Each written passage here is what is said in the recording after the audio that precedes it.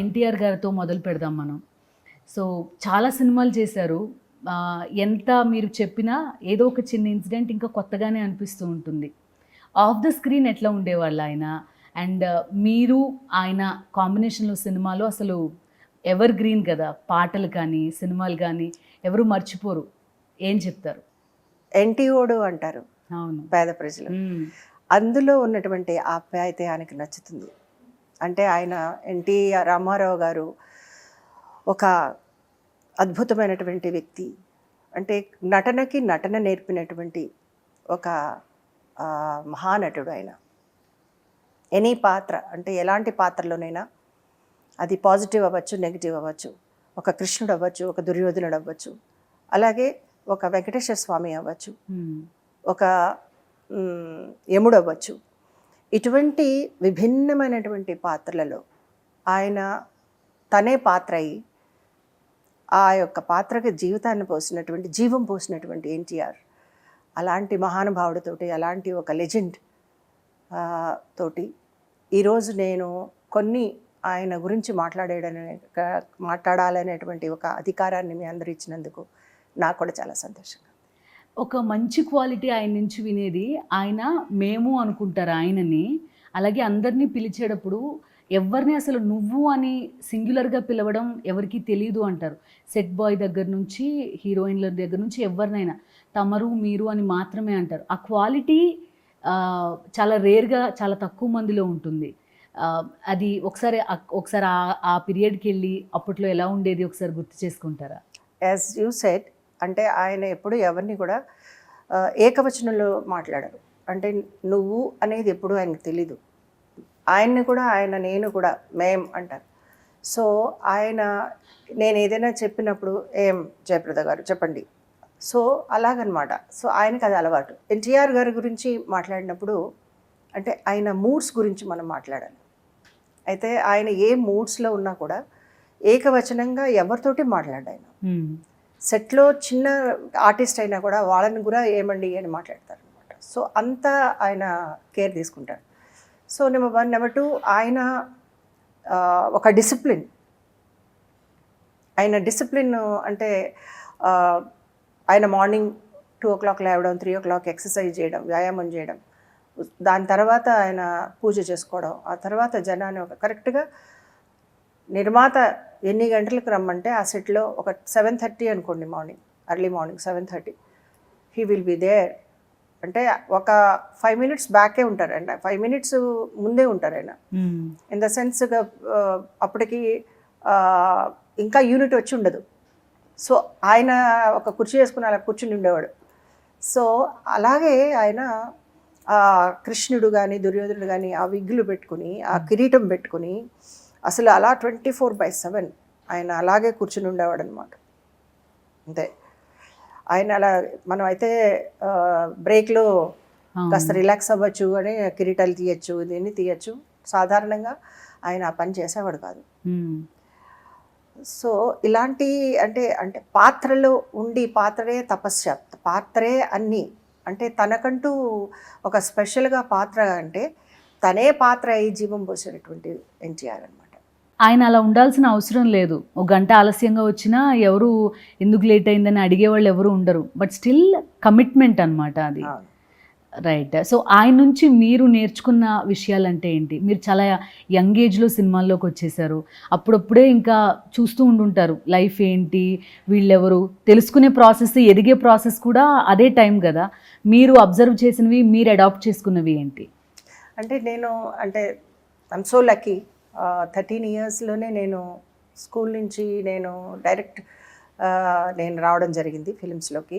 So అప్పుడు అసలు cinema spelling అంటే తెలియని వయసు. సో ఏదో అవ్వాలి, నేను డాక్టర్ అవ్వాలి అది అనుకునేటువంటి ఆ వయసులో అంతవరకే. దాని తర్వాత సడన్గా వెన్ ఐ ల్యాండెడ్ ఫిలిమ్స్లో, బట్ ఇట్స్ ఓన్లీ 3 minutes భూమి కోసం. అవును. కానీ ఆ భూమి కోసం తర్వాత నాకు ఒక 3 దశాబ్దాలు 4 దశాబ్దాలుగా నేను ఇదే ఇండస్ట్రీ నాకు వరం, నా అదృష్టం. అంటే నాకు ఆల్మోస్ట్ నేను పుట్టింది ఇందులోనే, పెరిగింది ఇందులోనే. నా ఆఖరి శ్వాస వరకు ఐ విష్ నేను ఇండస్ట్రీలోనే ఉండాలి, ఫిలిమ్స్ చేస్తూ ఉండాలి. అయితే ఆయన్ని చూసి నేర్చుకున్నది ఏంటంటే, అందరు నన్ను క్వశ్చన్ చేస్తుంటారు, మీరు రాజకీయంలో కూడా చాలా మీరు ఇంపార్టెంట్ కదా, మీరు చాలా ఫిల్మ్ సీరియస్గా తీసుకుని చేస్తుంటారని. ఎస్, రాజకీయంగా చేసిన, బట్ ఎన్టీఆర్ రాజకీయంలో ఉన్నా కూడా ఫిలిమ్స్ వదలలేదు ఆయన. అవును. ఆయన ఫిలిమ్స్ చేశారు. సో ఆ కాన్సెప్ట్లో నాకు అది జవాబు దొరికింది. సో ఆయన్ని తరోగా చిన్నప్పటి నుంచి ఫాలో అవుతుండేదాన్ని. అంటే లైక్ 6-7 ఇయర్స్ టైంలో నేను ఎన్టీఆర్ ఫ్యాన్, తెలిసి తెలియని ఫ్యాన్ని, పెద్ద ఫ్యాన్ అనమాట ఆ చిన్న వయసులో. సో నేను మా బ్రదర్స్ అందరూ మేము సినిమా ఇండస్ట్రీలో ఆయనకి సమ్మర్ హాలిడేస్కి వచ్చి ఆయన కలిసేవాళ్ళం. కలిసినప్పుడు ఆయన మేకప్ వేసుకుంటూ మా పాటలు, మా మోనో యాక్షన్స్ ఇవన్నీ చూసాడు అనమాట. సో ఆయన చూసినప్పుడు మేము ఆయనతో కాసేపు ఉండి ఆయన మమ్మల్ని కార్లో షూటింగ్ తీసుకెళ్ళేవారు. తర్వాత ఎంత డిసిప్లిన్ అంటే, ఆఫ్టర్ ద షూట్స్ ఆయన మాకు చెప్పింది ఏంటంటే, కమాన్ మీరందరూ స్కూల్స్కి వెళ్ళిపోవాలి, అయిపోయింది మీ హాలిడే అయిపోయింది అని చెప్పి మమ్మల్ని పంపించేసేవారు ఆయన. సో ఎడ్యుకేషన్ అంటే ఎంత ఇంపార్టెంట్ అనేది, దీని తర్వాత మా బాధ్యత ఏంటి అనేది ఆయన మాకు నేర్పిన ఫస్ట్ పాఠం. దాని తర్వాత అంటే నేను ఎన్టీఆర్ గారి ఇంట్లో తెలిసి తెలియక ఆ చిన్న వయసులో కుటుంబంతో కలిసి ఉండడం వల్ల నాకు ప్రత్యేకమైనటువంటి ఆప్యాయత ఉంది ఆ కుటుంబంతో. సో అటువంటి పరిస్థితుల్లో నేను ఎన్టీఆర్ని ఒక చిన్న ఫ్యాన్గా ఆయన అడ్మైర్ చేయడం, ఆ కొన్ని సంవత్సరాల తర్వాత నేను ఒక హీరోయిన్గా ఆయనకి ఇంట్రడ్యూస్ కావడం. నేను ఫస్ట్ డే షూటింగ్ వచ్చినప్పుడు ఆయన అడిగారనమాట, పుండ్రికాక్షి గారు, ఈ పాప ఎవరో తెలిసినా అన్నాడు. ఈ పాప ఎవరో తెలుసా అన్నాడు. అంటే ఆయన ఎవరు అన్నాడు. అంటే ఆ చిన్నప్పుడు మీ దగ్గరికి వచ్చేదే ఆ పాపే, ఈ అమ్మాయి అని. He felt so happy. నాకైతే first day thanks to Raghavendra Rao garu, Adavi రాముడు, ఒక భయం, ఇంత పెద్ద లెజెండ్ ఆయనతోటి ఫస్ట్ డే నా shooting.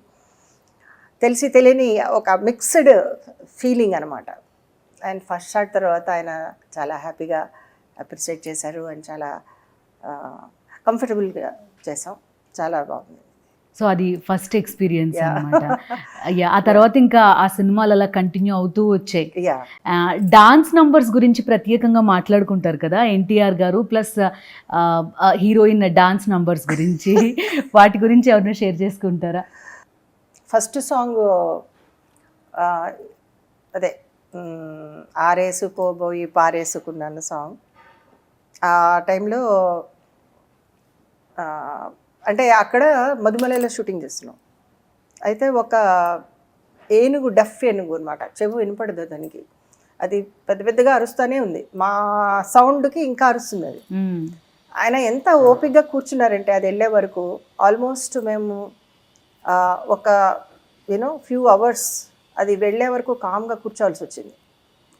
But as a senior ఆర్టిస్ట్గా ఆయన అసలు ఎప్పుడు ఇరిటేట్ కాలే. ఎంత హ్యాపీగా మాకు పారేసుకున్న song, it is 1 crore song. అంటే స్క్రీన్లో అది ఆపి పిక్చర్ జరుగుతున్నప్పుడు థియేటర్స్లో మళ్ళీ దాన్ని రిపీట్ చేసేవారు. సో ఇట్ కలెక్టెడ్ 1 crore ఆ టైంలో. సో దాన్ని అలాంటి సాంగ్స్ ఎంత పాపులర్ ఇప్పుడు కూడా. నేను ఎక్కడికైనా వెళ్తే ఆ మ్యూజిక్లో కూడా వాళ్ళు ఆ పాట చేస్తూ ఉంటారు. అండ్ సెకండ్ వచ్చి చిలక కొట్టుడు కొడితే యమగోళ, అది కూడా చాలా పాపులర్ సాంగ్. అయితే చిలక కొట్టుడు పాట ఎలాగైతే పాడారో బాలు అండ్ సుశీల గారు, అసలు నిజంగానే నా వీపీ అసలు బాగా చెదగొట్టారు అనమాట. అంత బాగా మంచి సాంగ్, బాగా యాక్టివ్ సాంగ్. అండ్ ఆయన చాలా చాలా ఆ రోజు మూడ్ అయింది, చాలా హ్యాపీగా ఉన్నాడు ఆయన. అండ్ ఆయన మూడ్స్లో అంటే డిఫరెంట్ మూడ్స్ ఉంటాయి కాబట్టి ఆ రోజు అందరినీ నవ్వించడం, ఆయన చాలా హ్యాపీగా ఉండడం. ఏ షార్ట్ చెప్పినా కూడా ఆయన కూడా ఆ షార్ట్స్ని నాకంటే ముందు ఆయన బాగా నేర్చేసుకునేవారు. సో అంత టీం అనమాట, team work. Saleem master, so మాకు నిజంగా అది చాలా వన్ ఆఫ్ ద సక్సెస్ఫుల్ సాంగ్స్లో బెస్ట్ సాంగ్. అవును, ఆ నంబర్స్ అన్ని వరుసగా సిరీస్ ఉంది లిటరల్లీ. ఒకసారి ఇప్పుడు కూడా యూట్యూబ్ లో కొడితే ఆ సాంగ్స్ అన్ని లిస్ట్ లాగా ప్లే అవడం కూడా మాకు అందరికీ కనిపిస్తూ ఉంటుంది. సో ఒక్కసారి 94కి వద్దాం మేడం.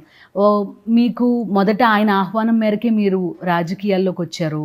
ఆ టైం గుర్తుందా, ఆ మూమెంట్ గుర్తుందా మీకు? అంటే ఒకరోజు మార్నింగ్ ఎర్లీ మార్నింగ్ 5 o'clock నాకు ఒక ఫోన్ కాల్ వచ్చింది. ఐ వాజ్ ఇన్ షూటింగ్, అంటే బెంగళూరులో ఉన్నాను నేను అప్పుడు, కన్నడ ఫిల్మ్ చేస్తున్నా. సో అప్పుడు ఆ టైంలో ఇంత పొద్దున్న ఫోన్ ఎవరిది ఉంటుందని చెప్పి ఒకసారి ఫోన్ చూస్తే అప్పుడు ఆయన దగ్గర నుంచి ఫోన్ అని చెప్పి ఆఫీస్ నుంచి వాళ్ళు ఫోన్ చేశారనమాట. సో ఇమీడియట్గా నేను అటెండ్ అయితే, ఇలా మీరు ఈవినింగ్ ఒకసారి వస్తే మీతో మాట్లాడాలి.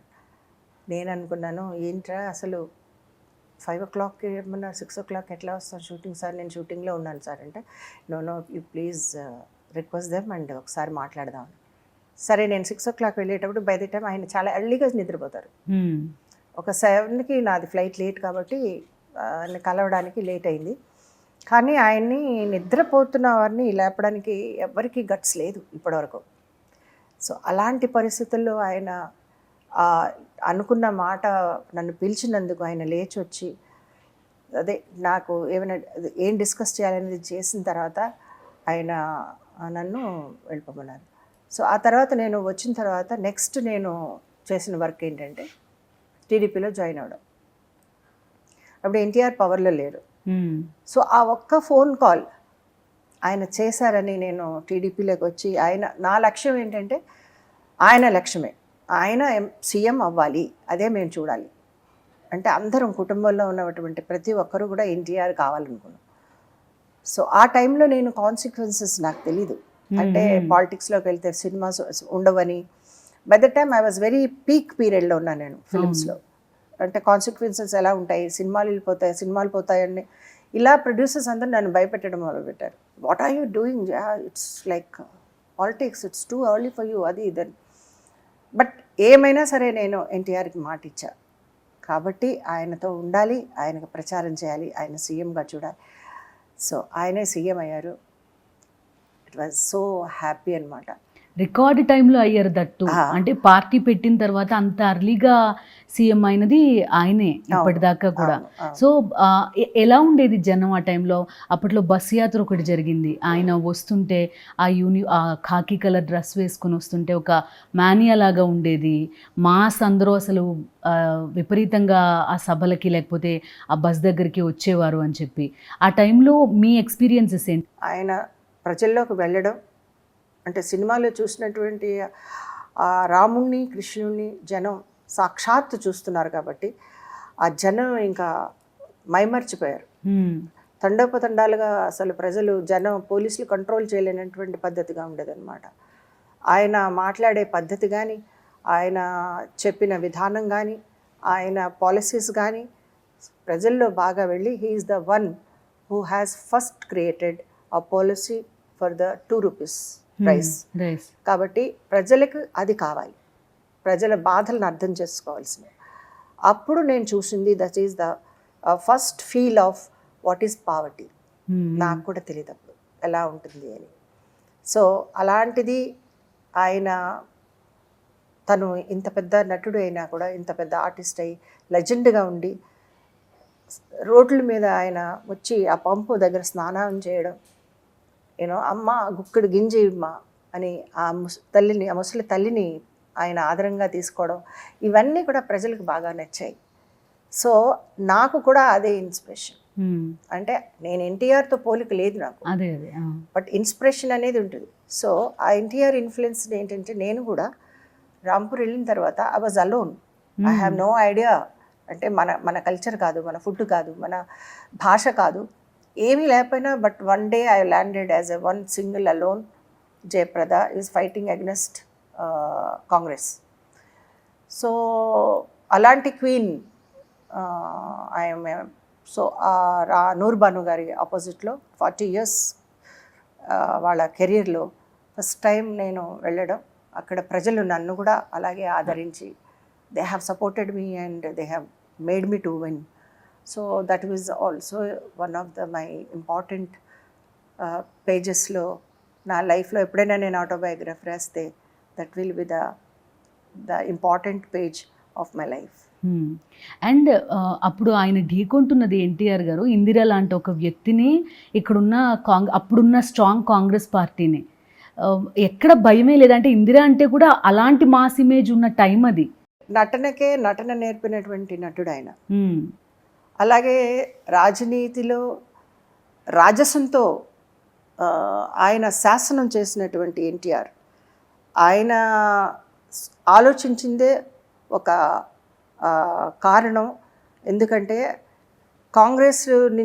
కాంగ్రెస్ని ఈ కరప్షన్లో బాగా మునిగి తేలుతున్నప్పుడు, పేద ప్రజలకి ఆధారంగా లేనప్పుడు, పేద ప్రజలకి ఏమి చేయాలో అర్థం కాని పరిస్థితుల్లో కాంగ్రెస్ని కూకుటి వేళతో పెకిలించాలి అనేటువంటి ఒక వ్యాఖ్యతో ఆయన ఆ పని చేయడానికి రాజకీయంగా వచ్చాడు ఆయన. సో అది ఆ టైంలో ఆయనకి హార్ట్ ఆపరేషన్ అయింది. అప్పుడు ఇందిరాగాంధీ గారు, ఆమె షీఈస్ ద ప్రైమ్ మినిస్టర్, ఆయన అమెరికాలో ఆపరేషన్ చేసిన తర్వాత ఇమ్మీడియట్గా ఇది తెలిసి ఆయనని ఈ పార్టీని తీసేసినప్పుడు గుండె పట్టుకొని ఢిల్లీకి వెళ్ళి ఆయన వీల్ చైర్లో ఇందిరాగాంధీతో పోరాడి తెలుగు గడ్డ మీద తెలుగువారి ధైర్యాన్ని చాటాడు ఆయన. తెలుగువారి ఒక గొప్పతనాన్ని చాటాడు, మళ్ళీ తిరిగి తిప్పించాడు. యూనో ద కాన్స్టిట్యూషన్లో ఉన్నటువంటి దాన్ని కాకుండా మళ్ళీ తన రాజ్యాన్ని తను తెచ్చుకుని అటువంటి తెలుగు వాడు, సిసలైన తెలుగువాడు ఎన్టీఆర్. అందుకే మనం అందరం గర్వపడాలి. ఇది ఒక సంవత్సరం కాదు, ఒక రోజు కాదు, నిరంతరం ఆయన తలుచుకుంటూ ఆయన చేసినటువంటి తెలుగు భారతీయుల కోసం I can say as an Indian. So ఆయన ఓన్లీ తెలుగు వారికే కాకుండా ఇండియన్స్ అందరికీ కూడా, భారతీయులందరికీ కూడా గొప్పగా చాటుకునేటువంటి ఆయన చేసినటువంటి పనులు ఈరోజు మనం గొప్పగా చెప్పుకోవడం. ఎందుకంటే ముందు తరాలకు తెలియాలని, ముందు తరాలు కూడా మన ఎన్టీఆర్ గారి స్ఫూర్తిని తీసుకుని అలాగే మన భారతదేశాన్ని, మనకు తెలుగు రాష్ట్రాన్ని ఇంకా గొప్పగా తీసుకెళ్ళి ఇంకా అద్భుతమైనటువంటి అభివృద్ధి చాటాలనేదే మా అందరి ఆశ. మీకు అణువణువు ఇష్టం ఎన్టీఆర్ అంటే, అసలు అభిమానం, చిన్నప్పటి నుంచి చూసిన ఒక వ్యక్తి. కానీ ఆ ఒక్క పీరియడ్లో ఎందుకు మీరు ఆయనతో లేరు అనేది ఒక క్వశ్చన్ వస్తుంది. మీరు ఒకసారి ఎప్పుడైనా వెనక్కి ఆలోచించారా? ఏమనిపిస్తుంది మీకు ఆ థాట్ వచ్చినప్పుడు? Yeah, that is actually that is my mistake. అంటే అలాంటిది అవ్వకూడదు, కానీ జరిగింది. కొన్ని పరిస్థితులు మన చేతిలో ఉండవు, but it still I feel I'm guilty. అంటే నా చేతుల్లో లేకపోయినా, నేను పార్టీలో ఏమీ కాకపోయినా, కానీ ఆంధ్ర రాష్ట్రాన్ని కాపాడడం కోసం ఎమ్మెల్యేలు అందరూ తీసుకున్న నిర్ణయంలో నేను ఒక్కదాన్ని ఏమీ చేయలేను. కానీ ఆ టైంలో ఎన్టీఆర్కి సపోర్ట్ చేస్తుంటే నేను చాలా బాగుండేదేమో ఇప్పుడు అనిపిస్తుంది. కానీ ఆ మూమెంట్ మనం ఆపలేం.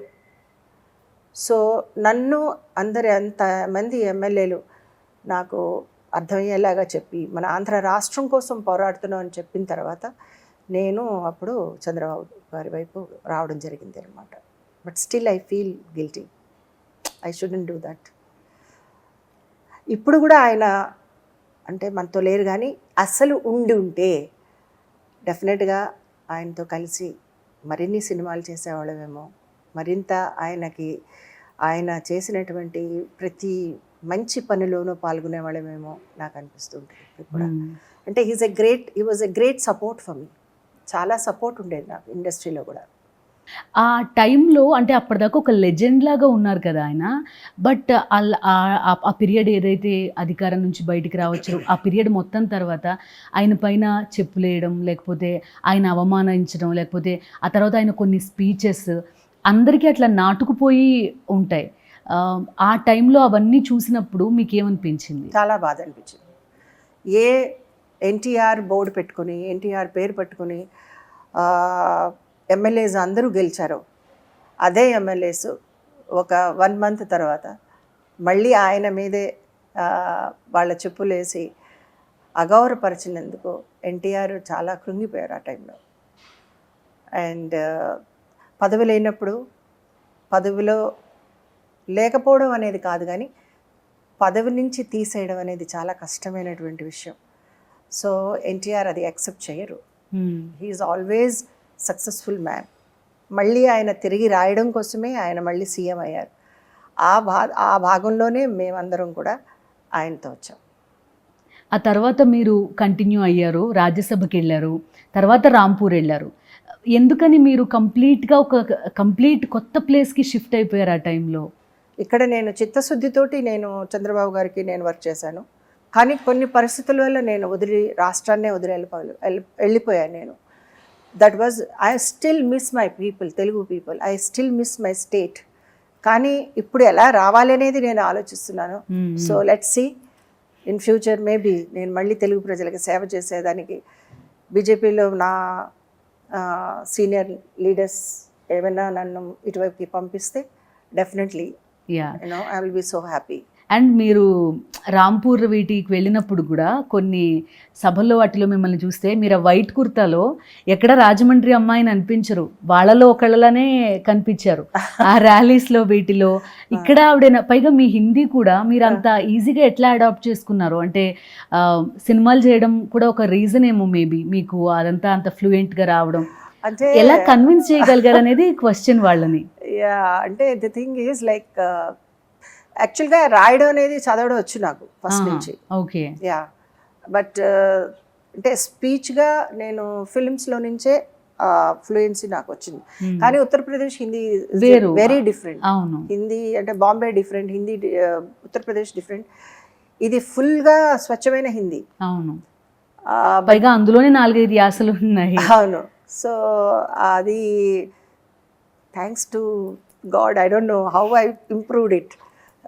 I think films say, films has given me so much of knowledge హిందీకి. బట్ నేను కూడా కొంత ఆటోమేటిక్గా అడాప్ట్ చేసుకున్నాను ఆ స్టైల్ అది. And they have accepted also how I look and how I speak. Generally ఇటు నుంచి వచ్చే వాళ్ళని ఎలా అయినా కొంతవరకు పరాయి వ్యక్తిగానే చూస్తారు. ఖచ్చితంగా హీరోయిన్గా యాక్సెప్ట్ చేస్తారేమో, కానీ ఒక లీడర్గా యాక్సెప్ట్ చేయడం అనేది కొంత తక్కువ. కానీ మిమ్మల్ని యాక్సెప్ట్ చేశారు, మీరు కూడా వాళ్ళలో ఒకళ్ళుగా ఉండేవారు. అమర్ సింగ్ గారు అండ్ ములాయం సింగ్ యాదవ్ అండ్ అఖిలేష్ యాదవ్ సీఎంగా కూడా వర్క్ చేశారు ఆయన లాస్ట్ ఇయర్. ఈసారి లేరు కానీ. సో మీకు ఎట్లా ఉండేది వాళ్ళ ఫ్యామిలీ తోటి? అవునా? బీజేపీ ఉంటుంది అక్కడ, యోగి మహారాజే ఉంటారు అక్కడ. ఎందుకు? ఐ థాట్ మీకు కొంత పర్సనల్ అభిమానం ఉంటుందేమో అనుకున్నాను. నో, అంటే ఐ రెస్పెక్ట్ ములాయం సింగ్ జీ. అమర్ సింగ్ గారు వల్ల మీట్ అవ్వడం కుదిరింది నాకు, దాని పార్టీలో చేర్పించారు. బట్ అఖిలేష్ ఏం అంటే మనిషిగా పైకి కనపడిన he's not a good man at all. Because ఆయన తండ్రిని, ఆయన పదవిని ఆయన లాక్కుని తండ్రిని ఇంట్లో కూర్చోబెట్టి ఈయన పార్టీకి ప్రెసిడెంట్ అయ్యి ఆజం ఖాన్ని వలన నన్ను టార్చర్ చేయించి ఆజం కి అగెనిస్ట్గా నేను గెలిచినందుకు నన్ను పార్టీలోంచి తీయడం అనేది, అంటే ఒక గెలిచిన క్యాండిడేట్ని Azam against Azam's wish, you won, నువ్వు గెలిచినందుకు ఆజం పనిష్మెంట్ ఏంటంటే నువ్వు పార్టీలోంచి వెళ్ళిపోవాలి. సో అంటే నేను ఎక్కడా చూడలేదు ఈ రీతి. మేబీ ఐఎమ్ హిందూ కాబట్టి ఆ డిఫరెన్స్ అఖిలేష్కి కావాల్సి వచ్చింది. బికాజ్ పార్టీని నడిపించడానికి ఒక సముదాయం కావాలి కాబట్టి. So they have made me to suffer and I was away from the party. అంటే వాళ్ళు నన్ను తీసేశారు కూడా పార్టీ నుంచి. వెళ్ళిపోవడం వేరు, తీయడం వేరు. అదేంటో విధియో లేకపోతే కోఇన్సిడెన్స్ తెలియదు కానీ మీ లైఫ్లో మీరు అట్లాంటి 2 ఇన్సిడెంట్స్ చూడాల్సి వచ్చింది, ఫేస్ చేయాల్సి వచ్చింది. అండ్ ప్రెస్ కూడా మీ వాళ్ళందరూ కూడా రాసేవారు, అయ్యో జయప్రద ఎక్కడుంది ఇప్పుడు, ఏ పార్టీలో ఉంది. So it's a question and quiz. So finally I made it with the blessings of Modi ji and Amit Shah ji. So I got a chance to work for BJP. So Telugu రాష్ట్రాల్లో ఇప్పుడు full ఫ్లెడ్జ్డ్గా పనిచేద్దాం అనుకుంటున్నారా BJP నుంచి? అంటే అదే అంటే the high commands they whatever they give the orders. So ఇటు రమ్మంటే definitely I will be so happy to work both the places. And మీరు అప్పుడు ఆ తరం యాక్టర్స్ నుంచి ఈ రజనీకాంత్, కమల్ హాసన్ వీళ్ళందరితోటి మీరు యాక్ట్ చేసుకుంటూ వచ్చారు. ఆల్మోస్ట్ ఒక 3 జనరేషన్స్తో వర్క్ చేశారు మీరు. ఇప్పుడు బాలకృష్ణ లాంటి గారు వాళ్ళతో కూడా వర్క్ చేస్తున్నారు. ఎలాంటి చేంజెస్ చూసారు మీరు ఇండస్ట్రీలో అంటే కానీ? బాలా కాదు కానీ అంటే రజనీకాంత్, కమల్ హాసన్, జయప్రద మేమంతా ఒకే స్కూల్. అంటే బాలచంద్ర గారు ఆయన స్కూల్ నుంచి వచ్చాం. సో ఒకేసారి ముగ్గురు రావడం, ముగ్గురు కూడా ఒక పెద్ద పొజిషన్స్కి రావడం అనేది ఆయన ఈవెన్ కమల్ కూడా ఆయన పార్టీ పెట్టాడు, పాలిటిక్స్కి వెళ్ళారు, నేను పాలిటిక్స్కి వెళ్ళాను, రజనీ పాలిటిక్స్ రావాలనుకున్నాడు. ఇలాగా ముగ్గురు కూడా ఆల్మోస్ట్ ఒక స్టేజ్లో ఒకే థాట్స్ తోటి ఉన్నవాడు అనమాట. బాలా అంటే నేను ఫస్ట్లో ఎన్టీఆర్ గారిదే పిక్చరు, తర్వాత దీప అనుకుంటా చేసింది. అది ఎందుకో డేట్స్ లేక మిస్ అయ్యాను. ఇప్పటికీ నేను అనుకుంటా అయ్యో బాలాతో చిన్నప్పుడు చేయాల్సింది నేనని. తర్వాత నేను బాలాగారితో ఒక అత్తగారుగా నేను చేశాను. ఆ పిక్చర్ కూడా చాలా హిట్. అదేది పిక్చర్ పేరు మహారథి. చాలా బాగుంటుంది అది. మళ్ళీ మళ్ళీ చేయాలి అలాంటి క్యారెక్టర్స్ బాలాతోటి. ఎందుకంటే అంత పవర్ఫుల్. నాకు బాలా అంటే చాలా ఇష్టం. ఎందుకంటే తను మొహమాటం లేకుండా మాట్లాడతాడు. గుండె మాత్రం చాలా, హృదయం చాలా మంచిది, మనస్ఫూర్తిగా మాట్లాడి మనిషి. ఆ డైలాగ్ డెలివరీ అయితే నా లైఫ్లో నాకు ఒక 1 year కావాలి ఒక షార్ట్ చేయాలంటే. సో అంత బాగా చేశాడు. ఓకే. సో నేను ఒక ఇన్సిడెంట్ చెప్తాను మీకు ఏం గుర్తొచ్చింది ఏంటి అనేది చెప్పాలి. ఒక ట్రైన్ చుట్టూ వరద, ట్రైన్లో మీరున్నారన్న విషయం ఎవరికీ తెలియదు, కమ్యూనికేషన్ లేదు. సో మీరు కాల్ చేయాలన్నా అవకాశం లేని పరిస్థితులప్పుడు. సో ఏం జరిగింది, ఆ ఇన్సిడెంట్ నుంచి ఎట్లా బయటపడ్డారు, ఎక్కడ జరిగింది? ఎలా గుర్తుంది మీకు అసలు? ఏం జరిగింది అసలు, ఎప్పుడు? బాలయ్య గారిది ఈ ఫిల్ము. మేము రాజమండ్రి నుంచి వస్తున్నాం అనమాట. సో ట్రైన్లో వరదలు వచ్చేసినాయి అండ్ ట్రాక్ వెళ్ళిపోయినాయి, వరదల్లో కొట్టుకుపోయినాయి. ఆల్మోస్ట్ యాక్సిడెంట్ అవ్వాల్సిన ట్రైను మళ్ళీ అది సెట్ అయింది. ఐ కుడ్ ఫీల్ అనమాట. నేను పై బర్త్లో పడుకుని ఉన్నాను, అటు సడన్గా నేను పుష్డ్ అనమాట ఇక్కడ ఇటువైపు.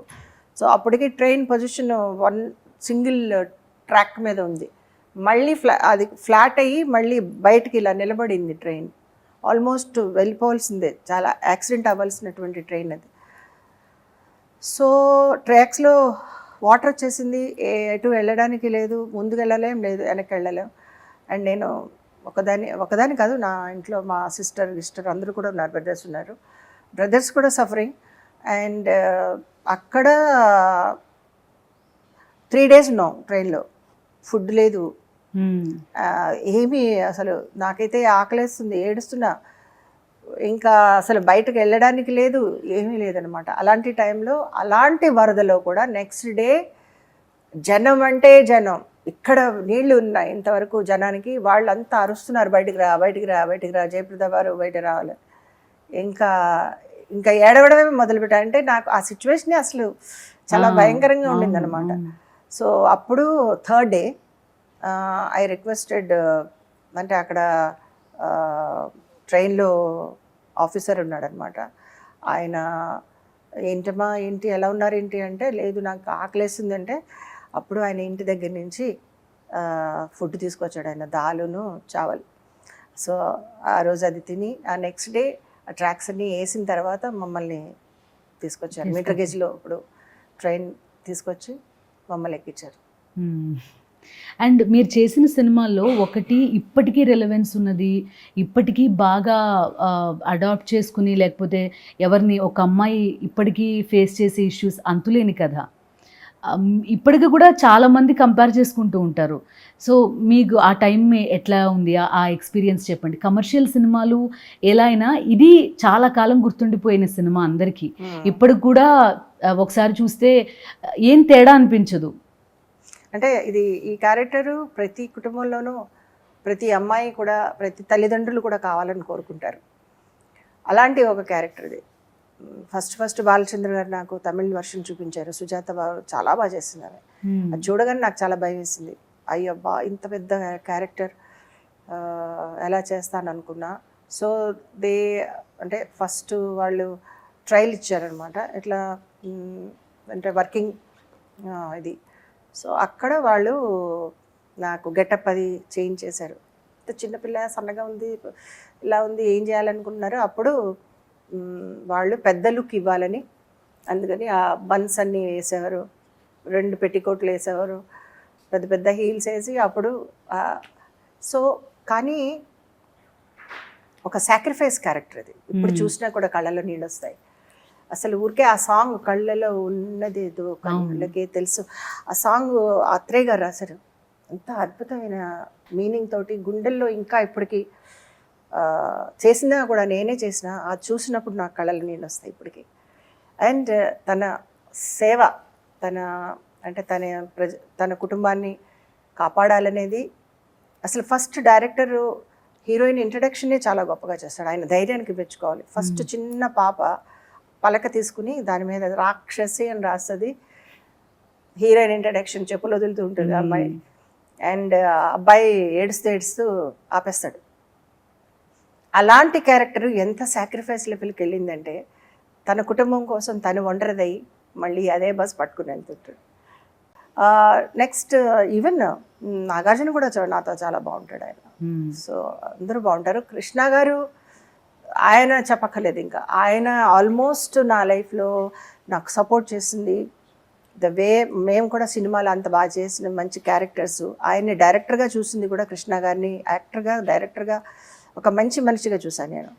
సో ఆయనతో 45 ఫిలిమ్స్ ఒక హీరోతో చేయడం, ప్లస్ ఆయనకి ధన్యవాదాలు. ఆయన నాతో అంత బాగా సపోర్ట్ చేశాడు. అలాగే మహేష్ కూడా ఎప్పుడు కనపడినా, అంటే వెరీ రేర్గా మేము ఇద్దరం కలుస్తాం, కానీ కలిసినప్పుడు అంతా బాగుంటాడు, చాలా బాగుంటాడు నాతో. ఆ తర్వాత నేను జయప్రదం చేసినప్పుడు జూనియర్ ఎన్టీఆర్ని ఇంటర్వ్యూ చేశాను. తను కూడా చాలా రెస్పెక్ట్ ఇస్తాడు ఆయన. సో అంటే డిఫరెన్స్ అయితే ఉంది. అంటే ఇప్పుడు శోభన్ బాబు గారు నన్ను అత్త అని పిలుస్తాడు. ఆ ఆప్యాయత వేరు.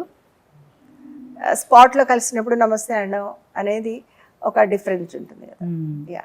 అండ్ సినిమాలు చూస్తారా ఇప్పుడు వస్తున్న సినిమాలు ఏం చూసారు?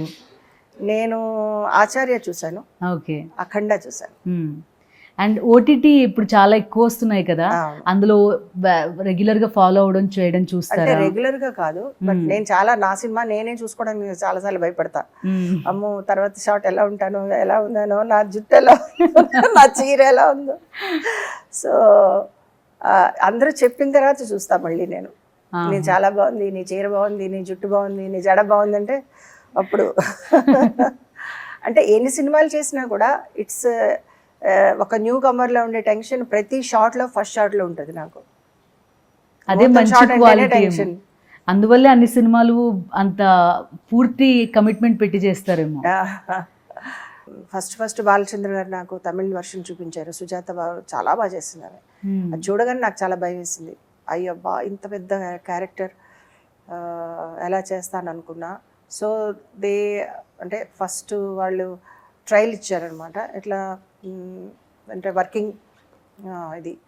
సో అక్కడ వాళ్ళు నాకు గెటప్ అది చేంజ్ చేశారు. చిన్నపిల్ల సన్నగా ఉంది, ఇలా ఉంది, ఏం చేయాలనుకుంటున్నారు. అప్పుడు వాళ్ళు పెద్ద లుక్ ఇవ్వాలని అందుకని ఆ బన్స్ అన్నీ వేసేవారు, 2 పెట్టికోట్లు వేసేవారు, పెద్ద పెద్ద హీల్స్ వేసి అప్పుడు. సో కానీ ఒక సాక్రిఫైస్ క్యారెక్టర్ అది. ఇప్పుడు చూసినా కూడా కళ్ళలో నీళ్ళు వస్తాయి. అసలు ఊరికే ఆ సాంగ్ కళ్ళలో ఉన్నది ఏదో కళ్ళకే తెలుసు. ఆ సాంగ్ అత్రేయ గారు రాశారు. అంత అద్భుతమైన మీనింగ్ తోటి గుండెల్లో ఇంకా ఇప్పటికీ చేసినా కూడా నేనే చేసిన అది చూసినప్పుడు నాకు కళ్ళలో నీళ్ళు వస్తాయి ఇప్పటికీ. అండ్ తన సేవ, తన కుటుంబాన్ని కాపాడాలనేది అసలు ఫస్ట్ డైరెక్టర్ హీరోయిన్ ఇంట్రడక్షనే చాలా గొప్పగా చేస్తాడు. ఆయన ధైర్యానికి మెచ్చుకోవాలి. ఫస్ట్ చిన్న పాప పలక తీసుకుని దాని మీద రాక్షసి అని రాస్తుంది. హీరోయిన్ ఇంట్రడక్షన్ చెప్పులు వదులుతూ ఉంటుంది అమ్మాయి, అండ్ అబ్బాయి ఏడుస్తూ ఆపేస్తాడు. అలాంటి క్యారెక్టర్ ఎంత సాక్రిఫైస్ లెవెల్కి వెళ్ళిందంటే తన కుటుంబం కోసం తను ఒంటరిదై మళ్ళీ అదే బస్ పట్టుకుని వెళ్తుంటాడు. దాసరి గారు కూడా నాకు బాగా హెల్ప్ చేశాడు, చాలా మంచి సినిమాలు ఇచ్చాడు ఆయన. అవును, ఆయన యాక్చువల్లీ మాట్లాడినప్పుడు కూడా చెప్తారు. అవును, మేఘ సందేశం అవన్నీ ఒక చిన్న పాపని ట్రీట్ చేసినట్టు. అంటే ఆయన ఒక పిక్చర్లో దేవుడే దిగి వస్తే దాంట్లో నేను ఇది స్విమ్మింగ్ పూల్లో నేను బికినీ వేసుకోవాలన్నమాట. వెళ్ళు డ్రెస్ మార్చుకుంటా అన్నాడు ఆయన. అంటే చిన్న వాళ్ళం కదా అప్పుడు. సో ఆయన మా గురువుగారు ఆయన. సో ఆయన వెళ్ళు జయప్రద వెళ్ళు డ్రెస్ మార్చుకుంటా అన్నాడు. వెళ్తే చూస్తే అక్కడ బికినీ ఉంది. నేను వేసుకోనంటే వేసుకోను అన్నాడు. సరే ఏడ్చాను, చాలా ఏడ్చాను. అప్పుడు ఏడిస్తే మళ్ళీ ఆయన వచ్చాడు, ఏమైంది అన్నాడు. నేను వేసుకోనన్నా. వేసుకోనంటే అసలు నీకేం కనపడదులే, నువ్వు వేసుకుని రా అన్నాడు. అప్పుడు నన్ను ఆ టైర్లో కూర్చోబెట్టాడు ఆయన. కూర్చోబెట్టి తీసాడు. ఆ తర్వాత I have decided mentally I should not put bikini dress అనుకున్నా. అంటే తప్పని కాదు, how some how I'm not comfortable. అప్పటి నుంచి ఇప్పటి వరకు అసలు ఒక్క షాట్లో కూడా ఎప్పుడు ఏ సినిమాలో వేయలేదు నేను. ఆల్మోస్ట్ నేను 30 years నుంచి ఇప్పుడు దాకా I made A point that I should not do it. And ఇప్పుడు కంటెంట్ పూర్తిగా మారింది, చాలా మంచి మంచి కథలు వస్తున్నాయి. ఫస్ట్లో ఎలాంటి మంచి మంచి స్టోరీ లైన్స్ అవన్నీ వచ్చేవో మళ్ళీ ఇప్పుడు అలాంటివి ఓల్డ్ ఈజ్ గోల్డ్ అంటారు కదా, అట్లా అన్నీ రిక్రియేట్ చేస్తున్నారు, అన్ని రకాల కథలు వస్తున్నాయి. మిమ్మల్ని మీరు చూసుకోవాలంటే ఎటువంటి కథలో ఎలాంటి క్యారెక్టర్లో చూసుకోవాలనుకుంటున్నారు? నేను నన్ను చూసుకోవాలంటే సాగర సంగమం లాంటి క్యారెక్టర్స్లో చూడాలని. అలాగే కొన్ని సినిమాలు నేను చిన్నప్పుడు మిస్ అయ్యాను. నేను చేసింది వాణిశ్రీ గారు చేశారు ఒక సినిమా, మదర్ అండ్ డాటర్ అనమాట. అది హిందీ నేనే చేశాను, సంజోగ్. తెలుగు తెలియదు నాకు ఏంటో పేరు, జీవన జ్యోతి. అది చేయాలని నాకు ఆశ. అలాంటి సినిమాలు అంటే అదొక కానీ వాట్ ఐ మీన్ అంటే అవి వచ్చినా రాకపోయినా ప్రజలు నన్ను చూసారు ఆ క్యారెక్టర్స్లో. కానీ ఇప్పుడు నేను చేయాల్సింది ఏంటంటే, నేను ప్రణయం అని ఒక పిక్చర్ చేశాను మలయాళం, బ్లెస్సీ డైరెక్టర్ అనమాట, మోహన్ లాల్ హీరో. అది వన్ ఆఫ్ ద క్లాసిక్స్ నేను చేసింది. నేను అలాగా అంటే సొసైటీలో ఇప్పుడు నేను చేయాల్సింది ఏంటంటే, ఆఫ్టర్ కమింగ్ టు ఫిలిమ్స్ నుంచి పాలిటిక్స్ చేస్తున్నప్పుడు రాంపూర్ తర్వాత I got a lot of courage, lot of energy, lot of complete మైండ్లో ఒక సెట్ అయి ఉంది ఏంటంటే, నువ్వు సొసైటీకి ఏమిస్తావు అంటే. ఇప్పుడు భాష మారిపోయింది, ఇదివరకులాగా ఏడ్చే రోజులు కాదు. ఒక క్యారెక్టర్ని తీసుకుంటే it's a challenging to society. ఆ క్యారెక్టర్ని సొసైటీలో ఎలాగా ఇంప్రూవ్ చేయాలి, ఎలాగ సొసైటీ నచ్చుతుంది. లైక్ కాశ్మీర్ ఫైల్స్. సో అలా I want to do that kind of roles now. Very vigorous, very violent and very courageous.